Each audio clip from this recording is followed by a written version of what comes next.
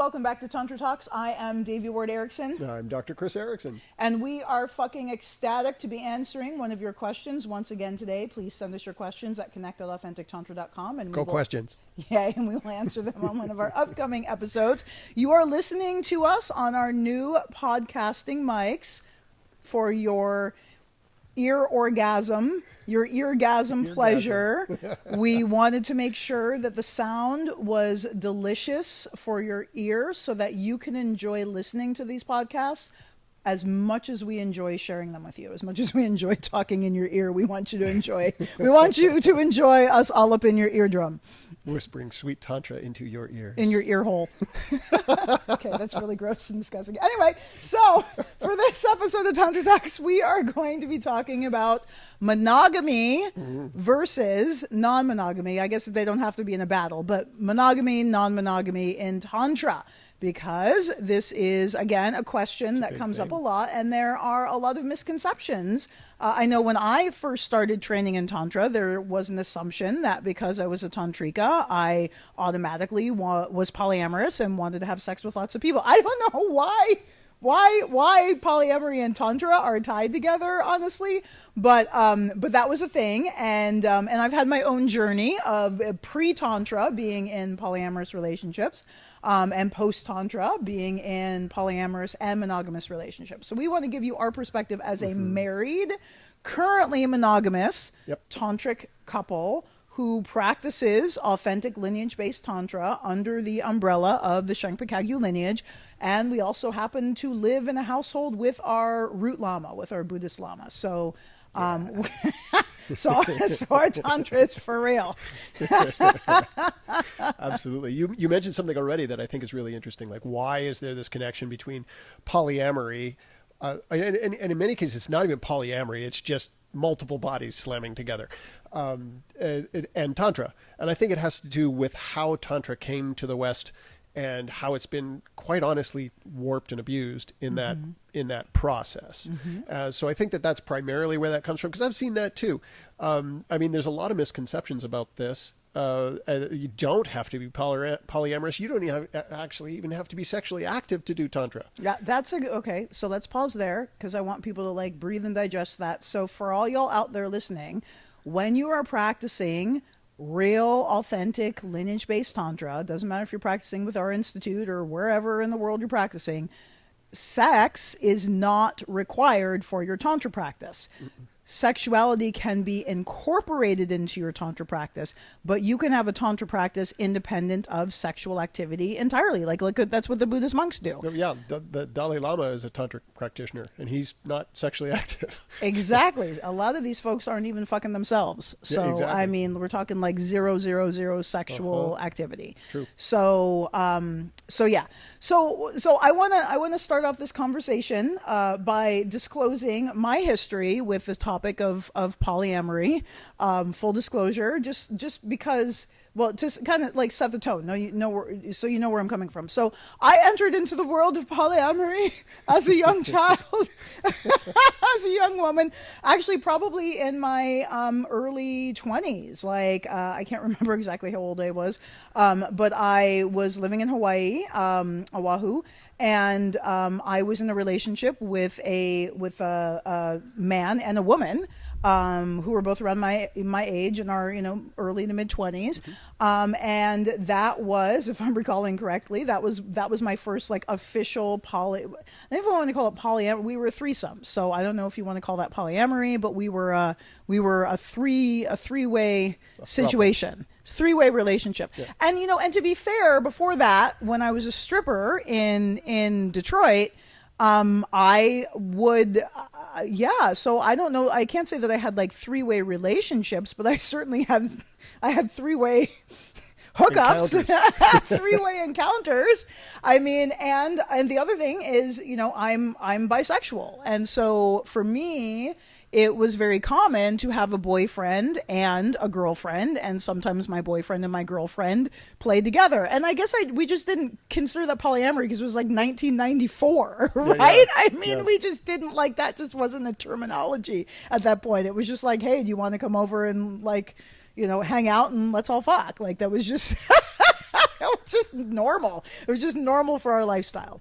So, so then, fast forwarding a few years later, and it was an official. I think that's when I was first introduced to the language of polyamory. It was with this throuple I was a part of, right? And that was lovely for the time that it was, and it was also not lovely. I will say that for me, my emotional maturity was not such that I could effectively navigate that type of relationship. And y'all, I had so much severe complex post-traumatic stress disorder. So for those of you who don't know me, who only know me professionally on TV, more disclosure, like I have had for most of my life severe complex post-traumatic stress disorder. So if you don't know what that is and the manifestations of it, go ahead and Google it, because it's a whole rabbit hole to fall down. It's a real diagnosis. It's a real thing. It's complex post-traumatic stress disorder, which is normal for people who have adverse childhood experiences. And on the adverse childhood experience test that you can take, there's like 10 things that mean that you're probably going to have, PTSD. I've got 8 of them. I've got 8 of the 10. 8 of the 10 happened when I was, a child. So I've been fucked up most of my life. Luckily, I'm not so fucked up anymore.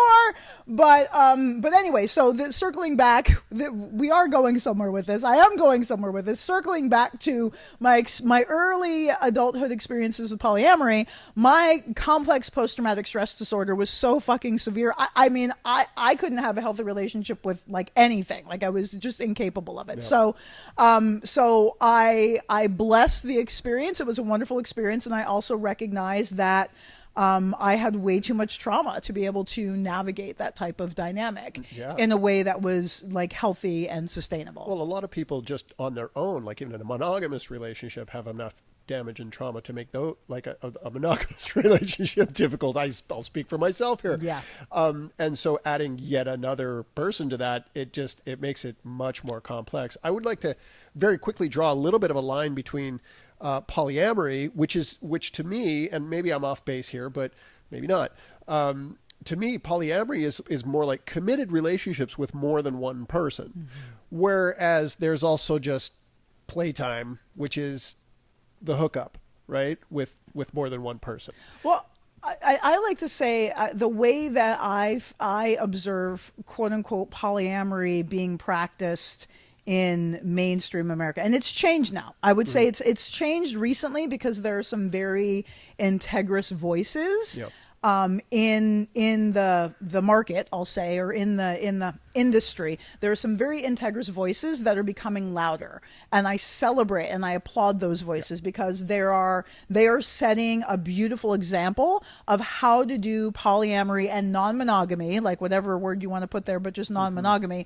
They are role modeling and setting really beautiful examples for how to do this in a way that's truly in integrity, ethical, responsible, and like supporting the love and the humanity and the connection between everybody. So those voices, we'll put some links down below this episode, but I'm going to give a shout out to Mel Cassidy, who's actually publishing a book, who's been a friend of mine for a while, who I'm looking forward to their book. And then I'm also going to say Tayomi Morgan has been sitting a very beautiful role modeling on how to do polyamory in a way that's ethical and integrous. So just want to shout out those two folks because they are role modeling in a way that I think is really healthy to follow. So anyway. Well, again, the relationships with a single person are complex because we carry our own complexities with us. And both parties do. And it takes a long time to sort that out, even in a one-on-one monogamous relationship. With a polyamorous situation, that multiplies. And so it's not just like, yeah, let's go. I mean, unless it's just a one night stand thing, whatever. Which is super fun. That can be very fun. But again, it's not just something you just kind of randomly do. You have to sort of think about it. You have to be prepared. And it helps to have that level of emotional maturity going into it. That's certainly what I would emphasize about this. My own history with this is quite limited. It stems from a former partner that I was with after a couple of years of relationship with a rather lovely woman. Said, I have a secret and I've never told anybody. I'd like to share it with you. And I was like, sure. She said, I'm bisexual. What do you think about bringing another woman into the bed? And my initial response was a combination of, oh, hell yeah, and holy shit, what am I supposed to do with this? It was like a combination of celebration and panic all at once. It was a very strange thing. I come from a very sort of a strict, ultra, like, you don't talk about sex at all. It's very private. It's great and it's fine, but it's private. It's behind the closed doors and nobody talks about it ever. And so for this to come out was like, I mean, it almost put me in a state of panic at first. It was it was really confronting. And my first couple of tries at it were really clunky and awkward, and they felt gross. What do you mean your tries at it? Do you mean, like, what do you mean tries? How do you like try? Literally, even the opportunity for like a hookup, like to get over the like panic feeling was difficult. I mean, it was a marvelous opportunity, amazing, wonderful, like in concept, and in practice, it was terrifying. I mean, it was, so, I mean, because I had all kinds of performance anxiety at the time. I had all kinds of like trauma that was totally unresolved. I'm like, oh my God, what if that comes up when I'm in the middle of this? What do I do? And that's before I even got started. Right. So, I mean, that was a component of this that I had never considered. I always just thought, the porn style, they show up and away you go, and there you go, everybody's good. No, it was way, way, way more complex than that. Much more complex than that. And you make such a great point, because again, the way, like making a distinction between threesome hookups, that's what they're called. Menage a trois. It took me a while to like figure out, remember that word. Menage a trois. Making a distinction between menage a trois and what you said is polyamory is like multiple relationships with, or loving relationships with multiple people. The one night stand menage a trois, or, just kind of play date, the way it's portrayed, like you said, in porn and then in movies or whatever, it's like, it's supposed to be this great thing, but holy fucking shit, especially if it's like two women and a guy, there's got to be so much that comes up for you. It's like so much insecurities, so much like that you're just kind of slammed in the face with, right? Without a doubt. Really confronting, like surprisingly so for me. Like enormously so, to the point where after, again, I left all of this up to my former partner. She chose the person that she wanted to bring in, and I was kind of like standing back a little bit. Which is the way you're supposed to do it, quote unquote, like at least like in the swingers community, right? Because that was also like part of the thing. We'll fill you in on like how this ties into our relationship in just a minute, because it's pertinent. But yeah, that's like the typical, like the etiquette, I'll say. Hi, Benny. Benny has now joined the company. Benny is our third now. We actually have a polyamorous relationship with our pets. Oh my no, God. obviously it's non-sexual. Obviously, you guys, we're not like that. But but our dogs have claims upon us, and so Benny has joined our conversation. So if you hear him snorting and breathing in the microphone, that's his contribution to your listening experience. Oh my goodness. So anyway, I'm sorry, go on. So in the swinger community, the etiquette is that the woman chooses, but that's not necessarily the etiquette in other, like all other communities. Not always the case. And again, because of my own situation, like I was never a one night stand hookup meat market type of a person anyway. So for me, it was just doubling that. I never really got into the whole swinger scene thing. It just didn't feel comfortable to me. It felt quite the opposite, actually, quite the opposite. And again, I'm sure we'll cycle back, because there were elements about that changed when I got into a relationship that had a bit more depth to it. And so, but I want to bring this back really quickly to the relationship between polyamory and Tantra. Again, it's, if somebody says, oh, you got to be polyamorous to be Tantra, they're lying. They're flat out, they're trying to get something from you. They're trying to sell you something. And it's just not correct.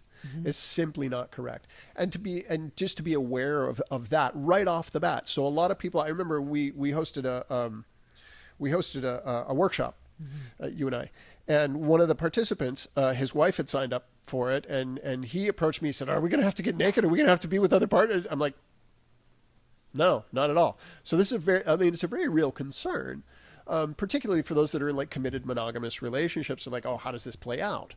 Right. So just, again, do your homework on this, recognize what's what. If you're dealing with neo-tantra, they may have a very different answer to this. But certainly in lineage-based Tantra. Now, there is an element to traditional Tantra that is highly transgressive, right? It crosses the boundaries from time to time of what's acceptable or normal, right? By society. Exactly. Yeah. So a lot of the so again, like the wisdom holder is a untouchable black woman in like Naguma. Well, we believe. We can't, we don't have verification on this exactly, but we believe, given the context, that she was most given the likely. Context of what's there. Yeah, absolutely. Absolutely. But there's talk of doing practices in graveyards and talk of doing practices and underneath solo trees out in the hills, which are supposed to be places where spirits gather, and you're not supposed to go there, right? So there is that element of, oh, don't go there, that Tantra says, why not?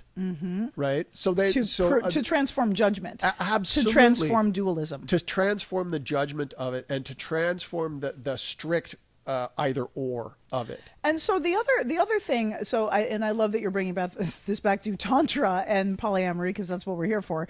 But the other thing that comes up for me in terms of the concept of polyamory with Tantra is when we look at like the roots of Tantric Buddhism in India, and then the founder of at least the Kagyu lineage, I believe, Padmasambhava, like Padmasambhava and Yeshe Sogyo established Buddhism in Tibet through their sexual union practice, and they had multiple lovers. And so there's this concept of when, in Tantra, when we've purified attachment, that there isn't that, then having multiple partners, it gives you like an openness, and like you're not attached, and all the things that go along with monogamy or the assumptions of monogamy. It's like, grasping, attachment, jealousy, that sort of thing. So the concept in like, the role models, some of the role models that we've actually had in Tantric Buddhism have actually modeled for us that, the non-attachment to monogamy, the non-attachment to that type of relationship structure.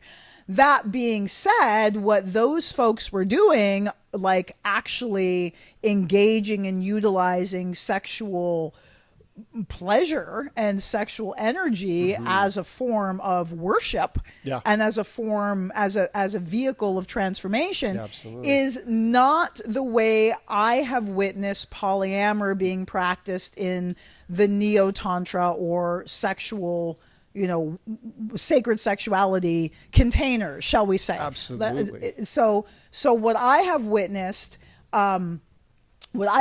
is, like I was saying before, is polyfuckery. So they say polyamory, but what they mean is polyfuckery.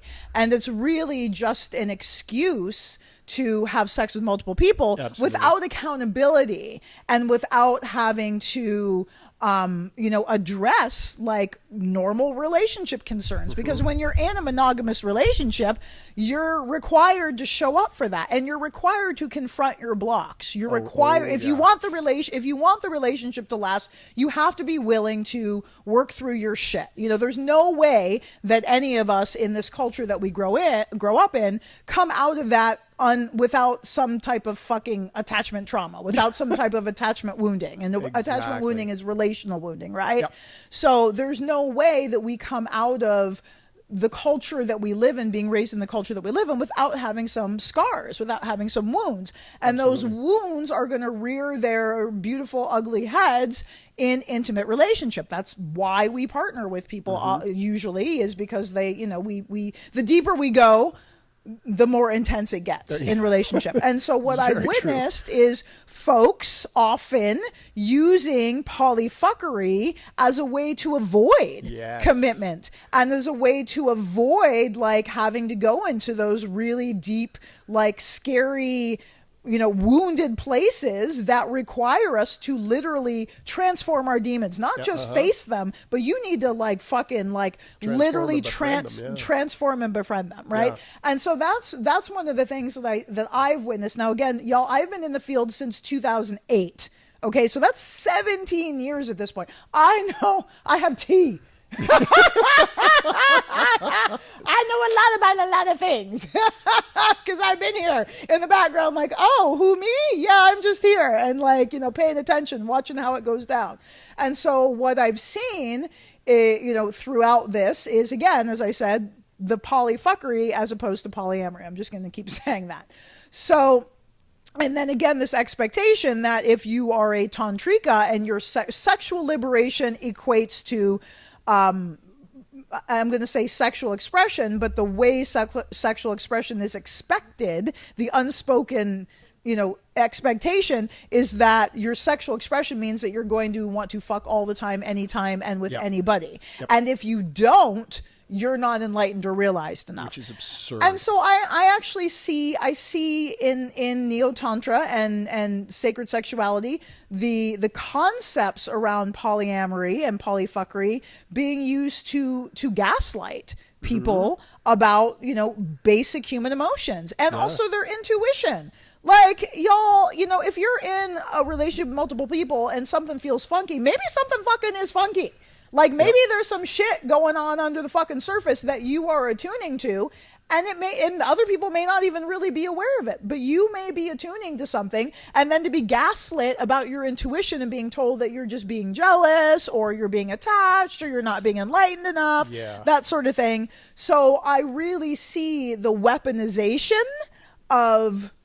in the realm of polyamory, I see the weapon, and the way it's practiced through the years I've witnessed, and some currently today, I've really seen the weaponization of what I would call normal human response to boundaries and potential boundary violations. And then DARVO, deny, attack, reverse, victim, offender, a lot of psychological abuse. I personally have seen a lot of fucking psychological abuse in the realm of polyamory, which is why in the beginning of this episode I highlighted those voices for you, because those are folks that I've known personally and I've witnessed how they practice their polyamory, their multiple love, and it's ethical. And it isn't like they're not fucking gaslighting each other and their partners and shit. So well, if we think about sort of one of the primary features of lineage-based traditional sort of approaches to Tantra has to do with the dissolution of the ego. And what I've seen, and I haven't been in as, since 2008, but I've been around it for a little bit. What I've seen is that more often than not, the polyamory, or rather the polyfuckery, is used to increase strength and cultivate the ego rather than dissolve it, which is completely the opposite of what Tantra is intended to do. That point right there. Yes. Wow. Say that again. Yeah. What I'm saying is that it increases and cultivates the ego. Look at how many notches are on my belt. I mean, that's just like Playboy culture or Playgirl culture, right? It's like, and like such a avoidant behavior in some cases, in many cases. Yeah, exactly. I mean, Padmasambhava or Hugh Hefner, which one do you want? Right? I mean, I'll take Hugh Hefner's money. I'm just saying. Fair enough. So go on. Sorry. Yeah, but I mean, so again, it's almost a complete inversion of what the tradition is actually about. Hence all the confusion about what trauma is, or what Tantra is, and what it does and how it operates. And we go right back to the beginning. What makes us think that we have to be polyamorous in order to be tantric practitioners? That's right. That's that warp that we're seeing right there. I love that point that you made. It's almost an inversion. So you're right. So Tantra is about dismantling the ego. Yes. It's about liberating ourselves from dualistic thinking, right, wrong, good, bad, whatever, like that two things can't be true simultaneously. That's, dualistic thinking, that two things can't be. So yeah, the fact that that the way polyamory is sometimes practiced in the field of sacred sexuality and Neo-Tantra feeds the ego as opposed to dissolves the ego and eliminates it. Yeah. Right. Yeah. So, but it's bizarre how this is where the gaslighting is. Like, it's like, oh, well, if you have a problem or an issue with the way your partner is practicing polyamory, oh, well, you're just in your ego. Like, it's just like, like how, again, like you said, the warping, right? Yeah. It's really gross. So anyway, okay. So to bring us up to speed, in relationship to like monogamy, non-monogamy, and Tantra, full disclosure with Dr. Erickson and I. So Chris and I met actually at a swingers event. So it was not an actual like open swingers party. It wasn't a play party. but it was a mutual friend of ours was having a birthday party, and that mutual friends happened to own a swinging network or be the founders of a swinging network. Into the Lifestyle in Vancouver. I don't know if they're still operating. They are it's like, I want to give them a plug as well. They are awesome. Into the Lifestyle Vancouver. Again, I don't know if they're operating anymore because we're not in Vancouver and have been for years.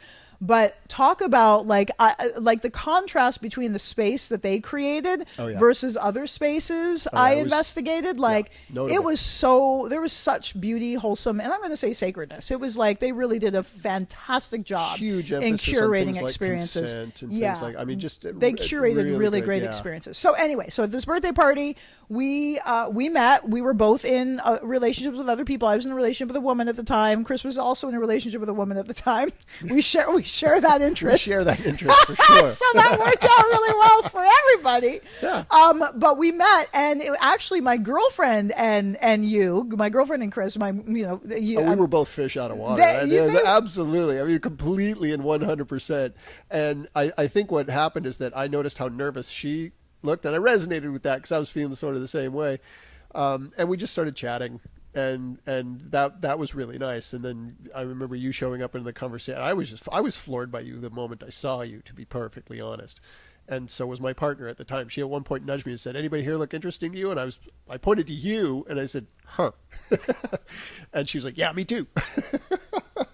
But yeah, that's sort of where it began. And then we invited you guys over for dinner and had some conversation. Again, no playing around at this point, just conversation, like just normal socialization. To see if we liked each other, right? Yeah. I mean, that's the thing. Like before, I really have to like you if I'm going to fuck you. Like I have to be like, yes, I actually want to have this. I mean, it's I guess that's not true for everybody. That's odd to me. I don't. Yeah, anyway, but so we started a friendship. We became friends. We became friends. We did. And then I was very graciously invited into your relationship as a couple, right? And so that's an important point as well. So my girlfriend and I broke up, and I was invited, just whatever the timing, and I was invited to join you and your partner at that time in your relationship. And I want to make that point that like I was very clear that it was your relationship that I was being invited into. Right. So that's important. Again, this is like etiquette, for this type of thing, like, so that was part of the etiquette. Yes. So I was invited into this relationship, and that was like one of the best relationships I've ever had. Like it was like, for the time, the duration of it, we had so much fucking fun. We did. We really liked each other. We had amazing sex. Yes. And we laughed so hard. Yes, we did. We laughed until we cried on more than one occasion. My stomach would hurt after we spent weekends together. My stomach would hurt from laughing so hard with you all. So that was a really amazing experience. And then y'all broke up, and then months went by, and then you and I got together down the line. And then since you and I have been together, it has been a conscious choice that we've made to be monogamous. And so I guess this is like my climax of this whole episode this is my view on polyamory versus monogamy. In my opinion, these are both strategies to meet needs in relationship. That's all it is for me. Whether we are monogamous, we're choosing to be monogamous, or we're choosing to open up the relationship or have other people in it or go date other people, they are strategies to meet needs in our relationship. And so if we are attuned to and aware of and in conversation about our needs, this is how we determine what type of relationship style or relationship strategy is going to best meet those needs. And because of what our needs are in our current relationship, and like for me, it's been like this is the longest relationship I've had. It's the longest romantic relationship that I've had. And that container of monogamy has allowed, I'll say, both of us to go really deep into facing some core childhood wounds that would be very easy for both of us to avoid by going out and avoiding them by cultivating connection with other people. Yeah, absolutely. To run, like in our case, I would say, this isn't true for everybody. I'm not suggesting everybody does this, but for me and for you, I'm going to speak for you. Maybe I should do it. I'll speak for me. But for me, I will say it would have been a lot easier to be like, you know what, I'm going to go play with somebody else and avoid some of the shit that was coming up in our relationship as a way of like managing, you know, some of our wounds that we really needed to like really, I don't even want to say confront, because that word is beyond confront. It's like we needed to like ingest them and digest them and literally alchemize them. Completely deconstruct, dismantle, reconstruct, like from a ground level. I find it interesting that, and I'm not sure if this is the same for you, but for me, the deeper I've gone into tantric practice, the more I don't know how to put this. The deeper I've gone into the tantric practice, the more drawn I am to being simply with one person. That's more than enough. And as a matter of fact, the more I'm even just being like taking my own space as well, right? Because that internal work that's what Tantra in a lot of cases is about at certain stages.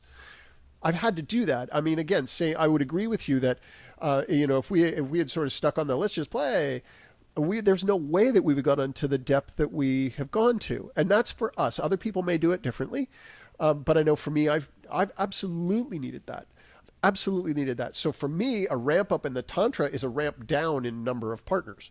Well, I love that you say that, because, you know, as we go deeper into our healing process and more aspects of our personality, like because we become more whole, right? So there's more facets to who we are and how we show up. And so like we kind of, it's not like multiple personality disorder, but there's different aspects, right? And it's like we get to play with different pieces of our beingness, right? Absolutely. And for me, I have found so much more freedom of expression in our container, our chosen container of monogamy, by really alchemizing these wounds and allowing that to become part of my wholeness as opposed to part of my part of a fragmentation. Exactly. I mean, to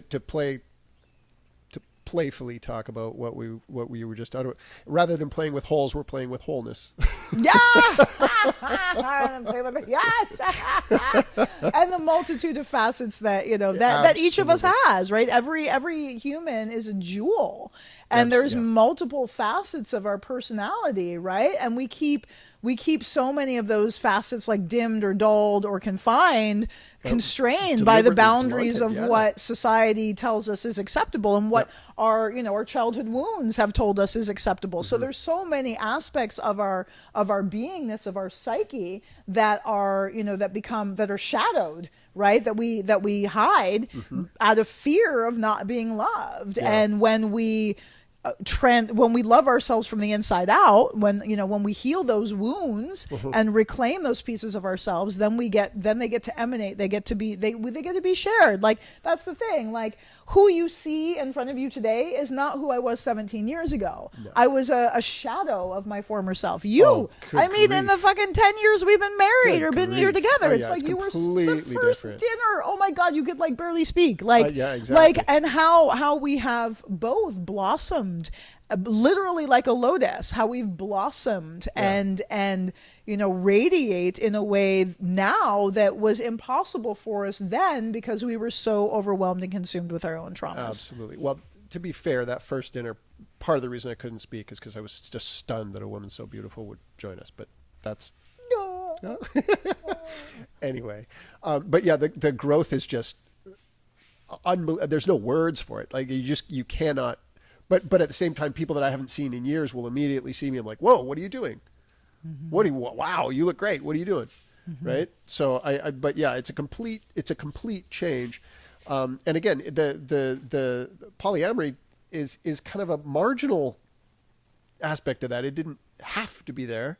Right. But the willingness to dig deeply into the wounds that were stopping me from full expression did need to be there. Yeah. And if an avenue for that is through I mean, I can remember that when the three of us were in there was one day that we kind of going at it all day, and then I was like, okay, who's ready for the next round? And both of you were tapped out, and I felt like Superman at that point. And that, honestly, that made a huge difference in my self-esteem and my self-confidence. But I don't need to do that over and over and over and over again. I don't have to. Why? So I love that this point that you just brought up, which is, if we think of polyamory or monogamy as a strategy to meet needs in the relationship, right, or meet needs for growth, it doesn't even have to be in the relationship. What you just described is it as a strategy to meet needs for spiritual growth, right? And so I guess, for those of you who came to listen to this episode for an answer of like monogamy, non-monogamy, what should I do? Yes or no? I guess the answer is like, what actually meets your needs for spiritual growth? Like, what is your priority? What needs are you trying to meet by these strategies? And so for you and I right now, monogamy is the best relationship strategy to meet needs. Yeah. Not just for the relationship, but also for our personal and spiritual growth. Absolutely. Whereas in the beginning of our relationship, the polyamory was meeting a whole lot of needs. It was hitting all those needs. Yes, it met a lot of needs. For me, that was so far outside of my comfort zone that it just smashed the envelope. Yeah, it was kind of like necessary. Yeah, it was literally like, I mean, people talk about with this when they use like psilocybin or something like that, where it just smashes your whole conception of reality and you get to rebuild it. That's what that did for me. Right? That's what that episode did for me. And I started to think, oh, wait a minute. I have all this self-judgment. I have all this other stuff that, wow, how can I maintain that and still maintain this great thing? And I couldn't. Like, one of them had to give.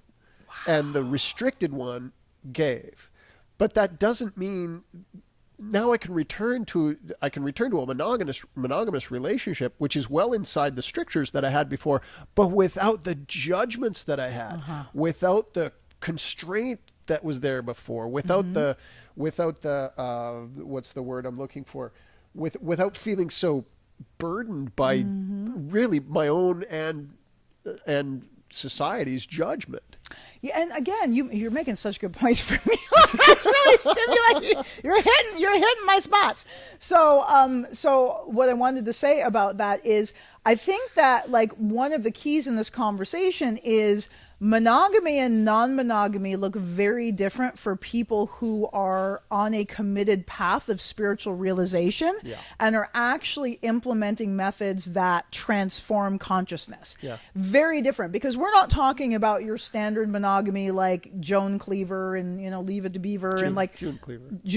Whatever. I never Your watched that 50s show. Trivia is like, whatever the trope, whatever. Like, we're not talking about the normal 50s, relationship or 70s relation, that version of monogamy, the toxic monogamy. That's not what we're talking about. We're talking about healthy, present, thoroughly engaged, intentional.